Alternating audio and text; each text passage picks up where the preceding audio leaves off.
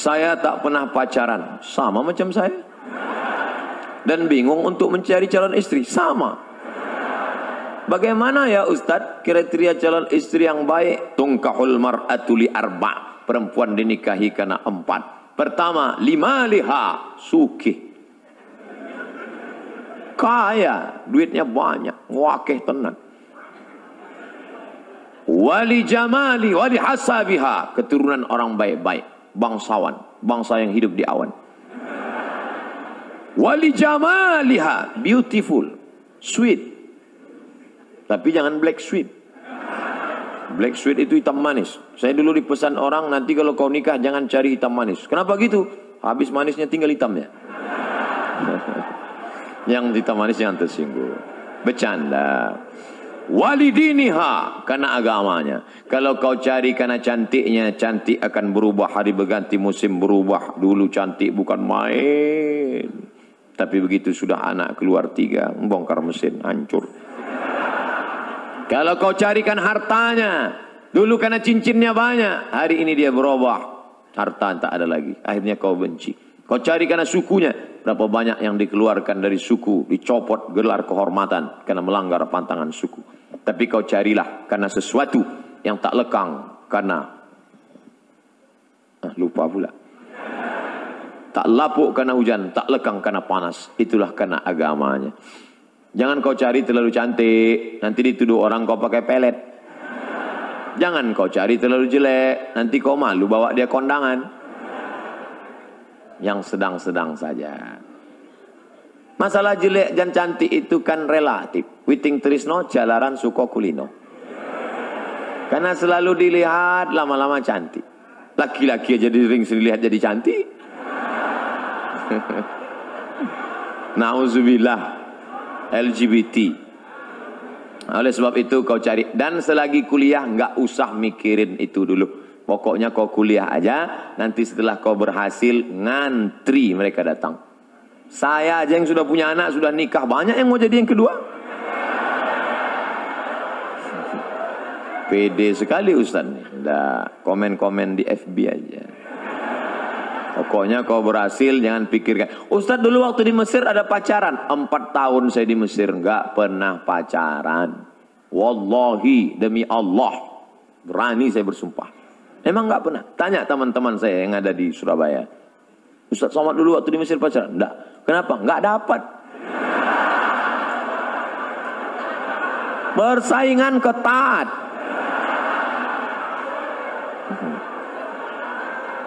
Mahasiswa Indonesia 2.400 orang. Yang laki-laki 2.100. Yang perempuan 300. Hitung aja skala berapa itu. Habis semua digarap ketua-ketua persatuan. Kita nggak dapat. Pokoknya sedih lah. Nggak ada apa-apanya ketika cinta bertasbih.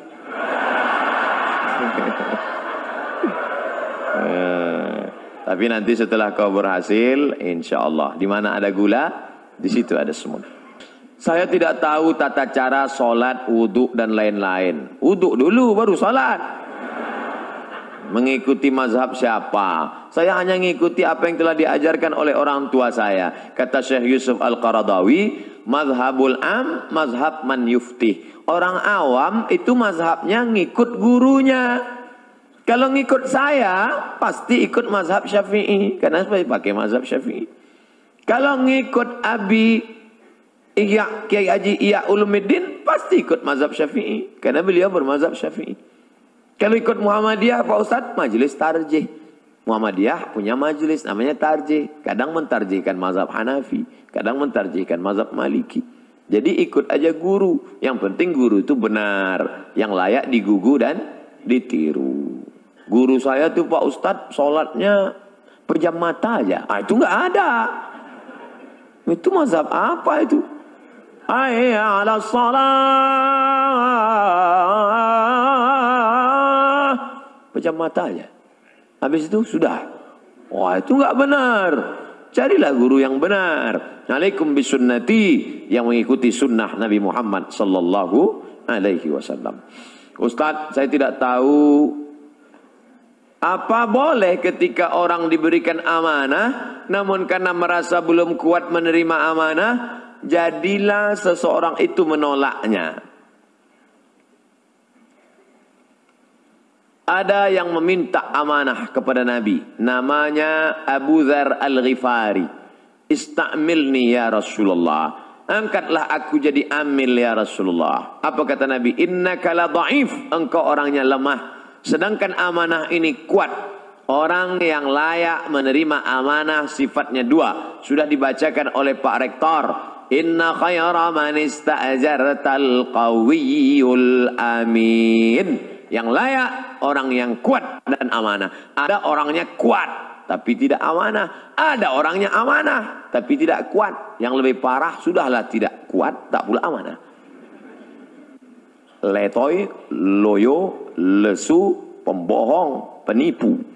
Ini na'udzubillah. Mudah-mudahan kita menjadi anak-anakku sekalian, sehat badannya, sehat fisiknya, olahraganya mantap, berenangnya rajin, puasa sunatnya oke, kalian orang-orang yang amanah dan kalian pula orang yang kuat insyaallah. Makanya olahraga terus. Alhamdulillah Pak Ustadz, kami setiap sore Ahad tuh main futsal dari jam 3 sampai jam 8 malam. Terus asar sama maghrib nggak sholat. Ini nggak benar juga. Nah, jadi sesuaikanlah. Saya diberi jamaah busur panah. Ada di kamar saya gantung busur panah. Bagus tuh olahraga memanah. Kemudian silat. Ini di Jawa Timur kan banyak itu pesilat-pesilat tangguh. Ustadz bisa silat? Silat lidah bisa. Bagus. Bagaimana batas pergaulan dengan teman kerja yang bukan mahram? Apa boleh jika kita sampai bergurau dengan teman kerja yang bukan mahram? Masuk pagi jam 8. Keluar jam 4 sore. 9, 10, 11, 12, 1, 2, 3, 4. 8 jam dengan suami orang, 8 menit dengan suami sendiri. Makanya jangan heran terjadilah pelakor. Mengganggu laki orang. Ustadz ini perempuan aja yang salah. Oke, laki-laki juga ada yang salah. Siapa dia? Senior. Senang istri orang. Gara-gara apa? Gara-gara sekantor. Jadi kalau gitu kami yang sekantor dengan yang tidak mahram ini gimana Pak Ustadz? Boleh dalam kurung syarat dan ketentuan berlaku. 5 syarat. Tulis nanti, print, tempel di dinding. Pertama, la yakhluwanna rajulun ma'a imra'atin illa ma'azi mahramin. Jangan berdua-duaan tanpa mahram. Kalaupun berdua-duaan, harus ada orang ketiga, orang keempat duduk ramai-ramai. Karena kalau sudah berdua, berawal dari senyum-senyum, kirim-kiriman video lucu, kata-kata, akhirnya, ayo kita makan siang bersama yuk, ayo. Setelah makan siang, no free lunch, tak ada makan siang yang gratis. Akhirnya terjadilah apa yang terjadi. Ingat, kejahatan terjadi bukan hanya karena ada niat dari pelakunya, tapi juga karena ada kesempatan. Waspadalah. Jangan berdua-duaan. 2. La tabarrujna tabarrujal jahiliyatil ula. Jangan bersolek-solek jahiliyah. Sudah jelas orang Indonesia, hidung biasa-biasa, dagu biasa-biasa. Yang ditonton sinetron Korea. Tentu keinginan luar biasa, akhirnya diikutlah artis Korea, dipakailah dempul 3 linci. Besok berangkat ke kantor, semua muji, padahal mau ngetawain aja. Putih ya sekarang. Iya, ini kan pakai jus bengkoang. Padahal bedak 3 inci. Akhirnya apa yang terjadi? Wajah putih, tangan hitam. Saking mau buru-burunya, pakai. Sampai di kantor baru sadar pas di lift. Rupanya sebelah hijau, sebelah biru. Salah pasang. Jangan bersolek jahiliyah. Yang ketiga, la yadribna bi arjulihinna. Jangan memukulkan kaki ke lantai karena kakinya dibeli gelang, kaki gemerincing, akhirnya batin kerincing. Kalau saya sedang ceramah, lewat dia, nggak ada satupun yang melihat saya. Semua ngelihat dia. 4. La takhda'na bil qaul. Jangan bersuara mendayu-dayu, mendesah-desah.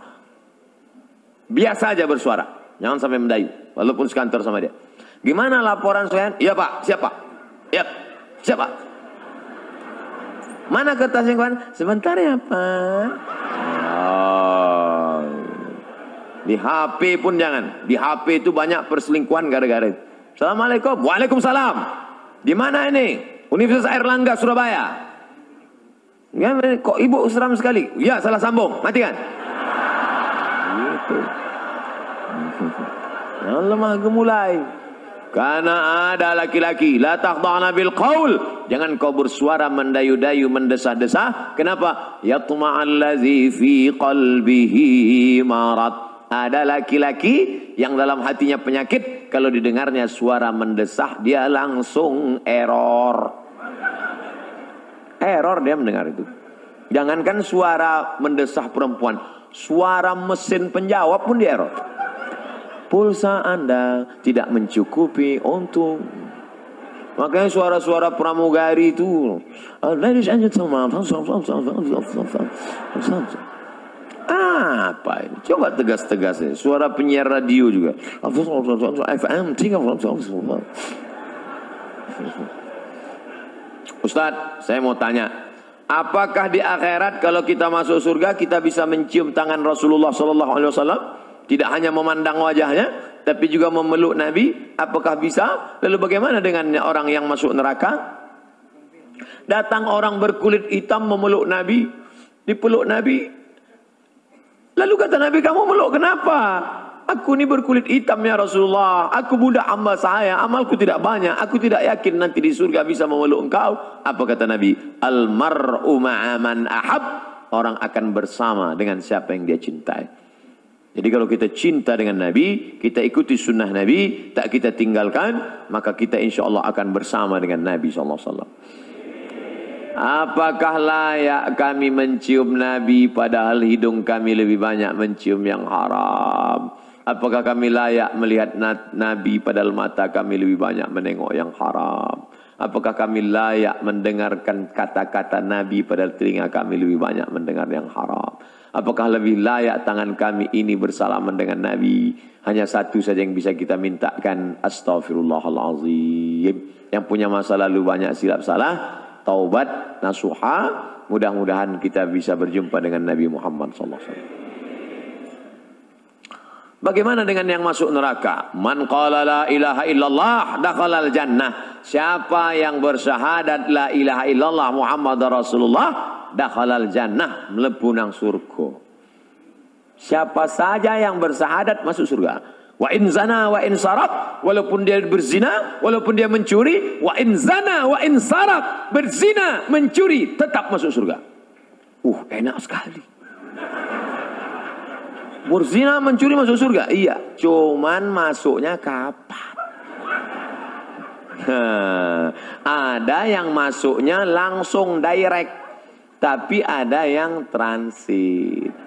Makanya kita berdoa 7 kali, Allahumma ajirna minan nar, Allahumma ajirna minan nar, Allahumma ajirna minan nar, Allahumma ajirna minan nar, Allahumma ajirna minan nar, Allahumma ajirna minan nar, Allahumma ajirna minan nar. Selamatkan kami dari neraka. Jangan minta masuk surga, karena semua umat Muhammad masuk surga. Tapi mintalah jauh dari neraka, karena tidak semua selamat dari neraka. Rabbana atina fid dunya hasanah, wa fil akhirati hasanah, wa qina adzabannar. Ilahi las tulil firdausi ahla. Ilahi, ya Allah, lastu, aku tidak layak, lil firdaus, masuk dalam surga. Wala aqwa ala naril jahimi. Aku juga tak layak masuk. Aku tak bisa masuk surga, tapi aku pula tak kuat masuk neraka. Wala aqwa, aku tidak kuat. Ala naril jahim, masuk neraka. Zunubi mislu adadir rimali. Zunubi, dosa-dosaku, mislu adadir rimali, sebanyak buih di pantai. Banyak rimal, pasir di pantai. fa innaka ghafirudz dzambil azimi. Tapi aku yakin Engkau Maha Pemaaf segala silap dan dosa ya Allah. Banyak itu. Renungkan itu. Meneteskan air mata. Nanti malam sholat. Baca itu. Mau nangis bapak di samping tempat tidur. Nangis. Sampai Mas, sampeannya apa? Tetap dia nangis gak berhenti. Kenapa Mas? Ingat mantan. Melayang bantal. Ustadz, mohon doanya bersama jamaah siswa SMA Negeri 9 Surabaya dan siswa seluruh SMA di Indonesia karena kami akan menghadapi ujian nasional. Kita akan berdoa.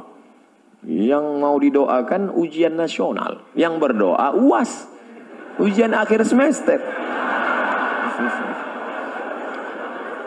Insyaallah di akhir majelis kita doa. Yang baca doa Ustadz Abdul Somad. Tapi doa itu dikabulkan Allah karena para habaib kita, keturunan-keturunan Rasulullah, para kiai yang lidahnya tak pernah berhenti berzikir, ibu-ibu yang amanah, aminah, istiqamah.